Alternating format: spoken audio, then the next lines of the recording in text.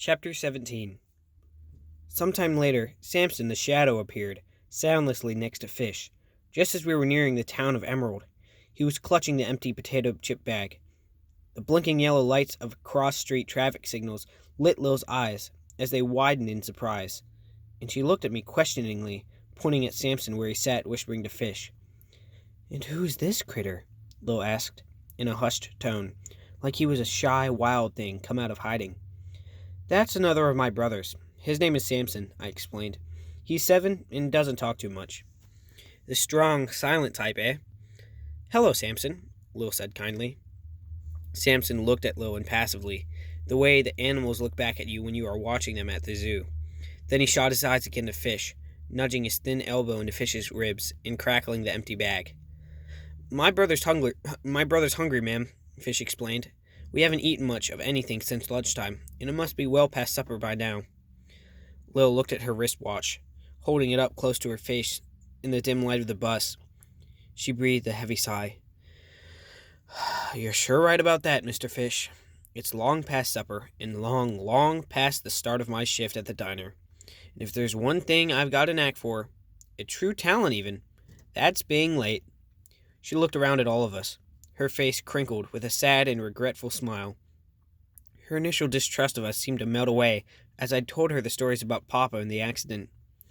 As I'd spoken, unable to hide the waves of fear and sorrow that rolled through me, Lil responded with sympathy. I imagined there was nothing like a heartsick girl with a sad story to win over a soft-hearted lady. "But I'll tell you all this," Lil continued. "If I get to work and find I still have myself a job, if my boss doesn't fire me on the spot for being so late again," she groaned, "I'll see that y'all get a fine supper. I'll even make sure you each get a slice of pie before you're on your way again. My treat. Do you have banana cream?" Everyone turned to look at Samson, surprised to hear him speak above a whisper. His choir boy voice was husky from disuse and undercaught dust, but still sweet as ever. I tried to remember the last time I heard him say anything out loud. A day? A week? A month? That was just the way it was with my broody brother. I smiled at Samson now. I never knew he liked banana cream pie. "Oh, goody, he speaks," muttered Bobby. And with Samson still sitting stone-faced and solemn, a grinning giggle spread through the ranks, turning into a gut-busting crack-up as the day's tension released like waves hitting shore. If I could have forgotten about why I was there, where I was, I might almost have been happy, despite the mayhem. For the first time, I felt like I might be making friends, and that even included Bobby. Lester followed Lil's directions into the town of Emerald. The Emerald Truck Stop Diner and Lounge was on the far edge of town, lit up in weak green neon. Bright white fluorescent light cut through the darkness, spilling out through the glass door at the front of the restaurant. There were some rough and tough-looking motorcycles parked near the road.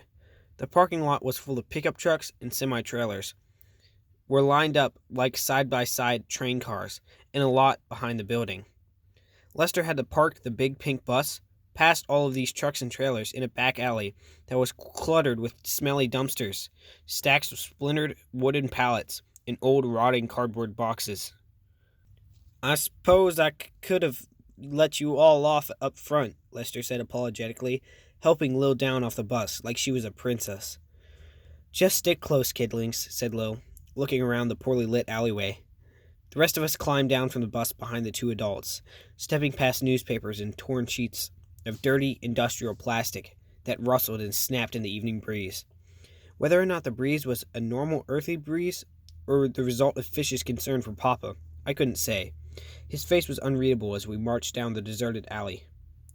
Lil took Samson's hand as we walked between her and Lester without complaint, as though it was something he did every day.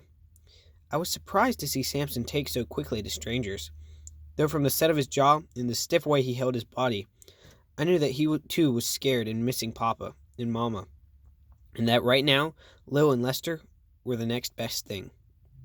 Fish walked out ahead of everyone, like a scout, making sure the way was safe.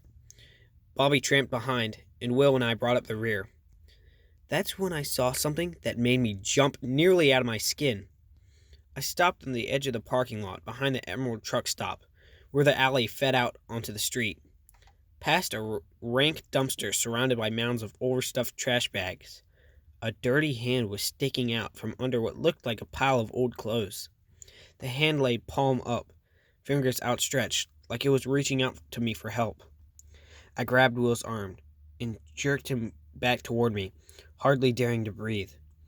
The others walked ahead, not noticing the grimy hand, or Will and me dropping behind to stare at it, in the body of the man it was attached to. I looked at Will, and he looked back at me, eyes round in the eerie light from the single nearby street lamp. Looking closer, we saw the still, prone form of an old homeless man, whiskered and filthy, and stinking of drink and despair. Will tried to pull me away.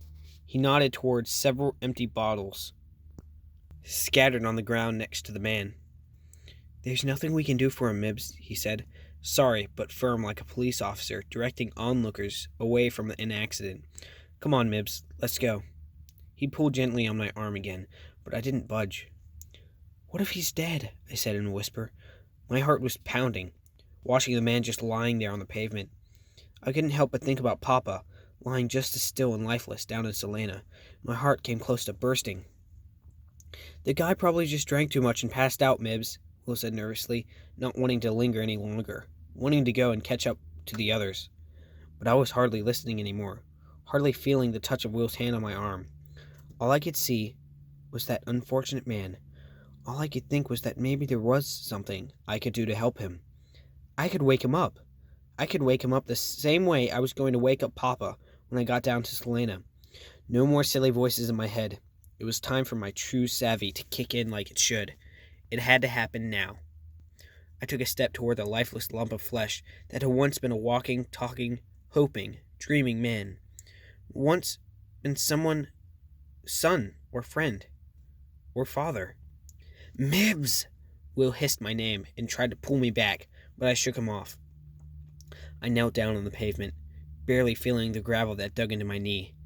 I got just close enough to reach my own hand out and place one timid, shaking finger on the inside of the prone man's upturned wrist, as though I was trying to feel for his pulse. I dug down deep into myself, searching for that thing, that spark, that powerful storm, all my own, searching for the wellspring of my own savvy strength, and concentrating with all my might on waking up the man on the ground in front of me. "Wake up. Wake up. Please wake up." I thought it over and over in my head, whispering it like a chant just under my breath. I thought it harder than any thought I've ever thought before. I concentrated so hard that my eyes began to water and my teeth ached from grinding them together. My finger pressed harder and harder against the cold, bony wrist. I could feel the slow, almost hesitant pulse of blood under his skin. For a minute, nothing happened. Then a harsh, hollering voice blasted through my head, sending me backward and scrabbling against the pavement. "Don't want to see anymore, feel anymore. Just let me fade away. I've seen too much. Too much!" The voice in my head was filled with the undertow of bottomless despair. I felt the unconscious man's ache and anguish just behind my eyes, rattling my brain like concussions of shrapnel. "Seen too much. Leave me alone." But the man didn't wake up. I couldn't wake him up. That's when I knew, then and there, and sure as sure, that's when I knew that there wasn't anything I could do to help Papa. I felt as though someone had punched me in the stomach, pulled out all my bones, turned me into a queasy, useless blob of jello.